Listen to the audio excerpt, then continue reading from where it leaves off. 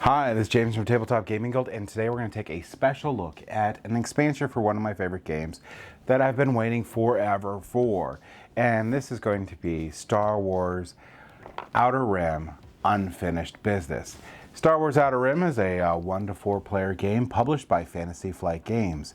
In the game, you're going to be playing in the Star Wars universe, and this is going to be a sandbox game. You're going to go out and you're going to be able to collect bounties, you'll be able to deliver goods, you'll be able to fight patrol ships, you'll be able to explore planets. You'll be able to do so many different things in this game, and you can change your strategy up as time goes by during the game.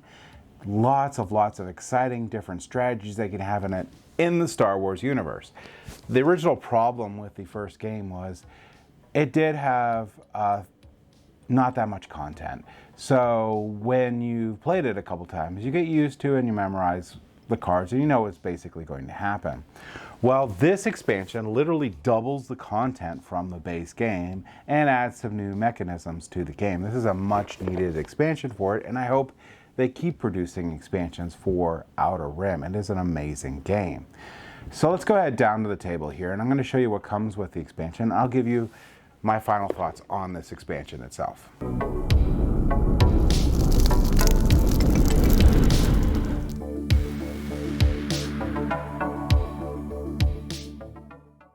Alright, so this is the massive amount of content that you get with Star Wars Outer Rim Unfinished Business expansion. I'm not going to really go over the how to play Star Wars Outer Rim. You can watch our original review on that if you want to overview how to play. I'm just going to show you what you get with this massive expansion. You're going to be able to get this giant deck of databank cards here. This will actually fill in all the gaps that were in the original databank cards. So you'll have now a completely full deck of databank cards. Plus also there's going to be duplicates of some of the numbers that are already in there. And that will be to give you more options for those numbers. So a little bit more random on some of the events in the databank. That's really cool. This is just massive. It just basically doubles the size of the databank cards themselves. In addition to that, you're going to get new encounter decks for all of the systems in the game, which are going to double those decks. As you can see, there's a lot of them, including the nav points, but you're also going to get this giant deck here, which will be double, like the size of the original ones, for the core worlds and across the core. These are going to be new encounter spaces. What are these? Well, at the end caps, you're going to replace them with these little pieces here. And what this is going to do is this is going to give you the ability to transfer from one side of the galaxy to the other instead of like having to backtrack that entire galaxy. And also this is big for making like contacts and different good runs more feasible, because you could have some bad luck if you pull them up and they're on the other side of the galaxy. It'll take forever to get there. So this really helps a lot with that. Additional things you're going to get new player aids with the game. These are updated player aids for some of the new things in the game. You're going to get a new stack of characters that you can be, like Maz Kanata, Hondo, Hera from Rebels. Rebels is an amazing series if you haven't watched it yet. This guy, I believe, is from Solo, I believe. Then we have Dengar, who is the bounty hunter from the original series. We have Chewbacca. We have Cad Bane, one of my favorite bounty hunters. And we have this guy, which I believe was in Boba Fett. So those are all the new characters that you're going to get. You're going to get your little standees for them. So your little full art standees here that you can use for them. And getting with that, you're going to get new contact tokens. And you get these contact tokens will actually go on the planets themselves, so you can flip them up. There's Chopper, Also, Han Solo. These can actually be characters in the game. If you flip one that's already a character, you're just going to discard it. But if someone didn't pick that character, you can have an encounter with that character. So that's really cool. A lot of contact tokens for every planet. You're going to get extra pieces and extra credits and stuff. But this here is going to be one of the new play modes that you can have in the game. Now, this is going to be non-required. This is going to be something that you can put into the game if you want. These are favor tokens, and what they end up doing is if you want to have some mission completed, or you're fighting around like a patrol ship and you're not quite making it, you can ask for a favor. You can say, hey, for this skill check, can I use your pilot's skill so I can help pass the skill check? And if you hand them your favor token and they need something similar on their turn and they hand it back, you can't refuse the help. So that's basically it. It's just a little bit of a sort of way of adding interactivity to the game, which people were complaining there wasn't enough interactivity in Star Wars Outer Rim. I thought it was fine, but this would definitely ratchet up a little bit if you wanted that, just because you will be having a lot more dialogue with each other, with all the other players with those.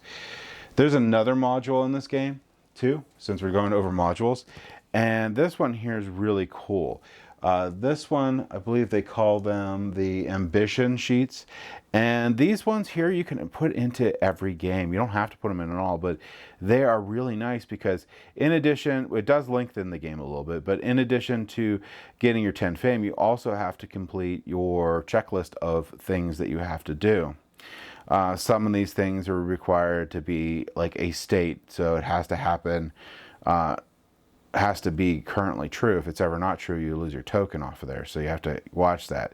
But the cool thing about these, like Galactic Emperor, Galaxy's Most Feared, Hero of the Rebellion, Living Legend, Pirate Monarch, Renowned Smuggler, Servant of the Empire, these guys right here give new players and guidelines, basically sort of like an idea of where they need to start off and what they need to do, because this is such a sandbox game.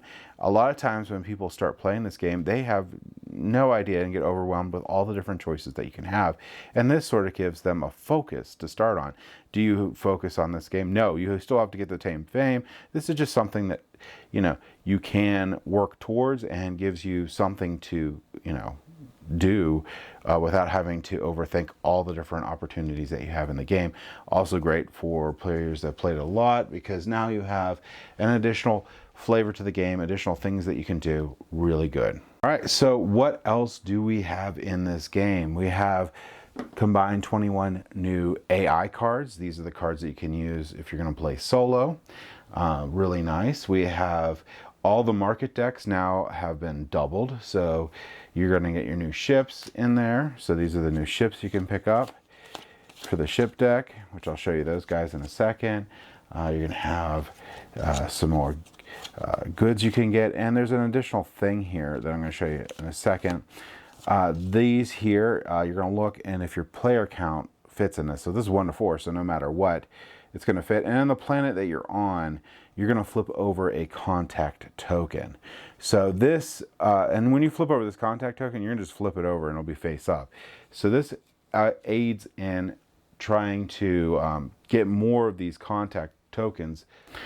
All right, and then like on these ones, when you purchase these cards here, you have more of these things on here. And so in addition to moving like this Imperial ship, you would also flip over this contact token if you're 1 to 2 players that's in your area. Now with these, like, you purchase one and then the exposed one cause that to occur. Those are how those work.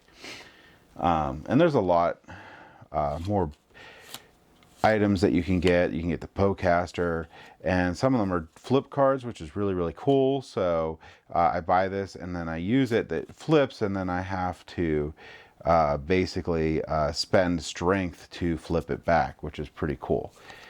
So they have a lot of these flip cards here. You can see so here concussion missiles. So after you roll dice, During ship combat, you may rotate this card and add 2 damage. Once this card is rotated, it's here. You can spend 1,000 credits to rotate this back. So basically, these are pretty cool ways of like multi-purposing these cards. I don't know if it's multi-purposing, but these flip cards are really cool. Another deck of cards here.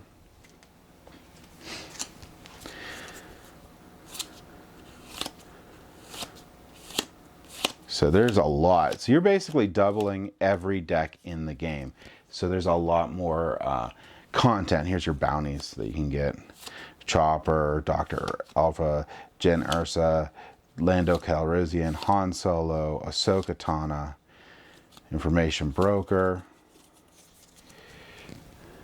Really cool. So that doubles all that. So what do we have left? Well, you get some more extra dice up there that shows you. You get your stands for your standees, but you also get these really cool ships now to add to the game that you can purchase. This is going to be the Edgehog class swoop carrier. I believe this one was specifically made for this game. Then you have the YT 2400 light freighter. Then you have the anti-slaver gunship. And then you have the Jumpmaster 5000. And then you have the Horax 38 Starfighter. And my favorite ship, which I will always just go for just because I just love the Rebels. This is the VCX 100 light freighter. Really cool ship that I go for every time just because it's cool to run around with it. All right. So that is all the content that you get with Star Wars Outer Rim Unfinished Business. The big thing to be looking at is if you love Star Wars Outer Rim, this is an essential expansion. This will double everything in the game and give you so much more content, because if you do play Star Wars Outer Rim a lot, you're going to pretty quickly memorize all the different content in the game, and this just gives so much more. This expansion is really far down the line for when the game was released. I really hope that the next expansion they put out, that they do put out another expansion, doesn't take quite as long. So let's go back up to the table here and I'll give you my final thoughts on this Star Wars Outer Rim Unfinished Business expansion. I really like this Star Wars Outer Rim Unfinished Business expansion. It is amazing. Like I said, it doubles the content for all the decks. It adds more content, so you have those inner core worlds that let you jump across the map. Plus they have their own little decks of cards where you could explore the core worlds. And that's one of the things I would say. If you like Star Wars Outer Rim and you play it fairly frequently, this is an essential expansion. You know, it does add a lot of content, which is amazing and very good for the game and replayability, but it connects the two sides of the map, because during the game of Star Wars Outer Rim, it can be extremely difficult to move from one, or time consuming at least, from one side of the galaxy to the other. And you can get unlucky by getting some bounties or deliveries that are on the opposite side. This corrects that. So if you do anything, this game is just worth it just for the core worlds end caps that it has on there, and gives you the ability to, you know, circle the whole galaxy and makes those deliveries and bounties that are on the opposite side not so detrimental or difficult, which I really appreciate. Also, the additional content is really needed on there, and all the different stories that you get from it are amazing. So that's just one thing. That's just right there. I think it's essential. The two expansions on it, inside the two mini expansions inside of this expansion, I don't think are essential, but I really love having those different objectives that you can get, the themed objectives for each of the players, where you actually have like sort of an idea of how to get started and a goal for the game that you do have to complete other than your fame. But sometimes, a lot of times for new players, I teach them this game and they're like, well, I have no idea what I want to do. There's so many things I could do. Well, if you have those, that acts like a guidepost as to what they should be doing, and sort of nudges them in that direction. Do they have to go that direction? No, they can actually complete other things and do this on the side and be perfectly fine. But it does give them some direction, which I do really appreciate. I also like the new ships that it has and the new characters that it has. There's just so much stuff. The favor tokens are okay. It does actually increase the player interactivity on there. And it does help you out sometimes with some of those when you get unlucky, when you try to do some of the objectives and they end up to be a little bit more difficult with the skill checks and stuff. You can use these to help you out. So they're okay. I don't think they need to be in a game. In fact, if I just play it, and especially if no one's ever played it before, I won't have them in there. But overall, as a whole package, this is an excellent, great expansion. If you're already a Star Wars Outer Rim fan like me, you already bought it, so it doesn't even matter. But if you, like I said, if you play it pretty frequently, I think this is essential. If you play this Star Wars Outer Rim occasionally, then I would think that this would be a consideration. So that's my thoughts on Star Wars Outer Rim Unfinished Business. Thank you for watching.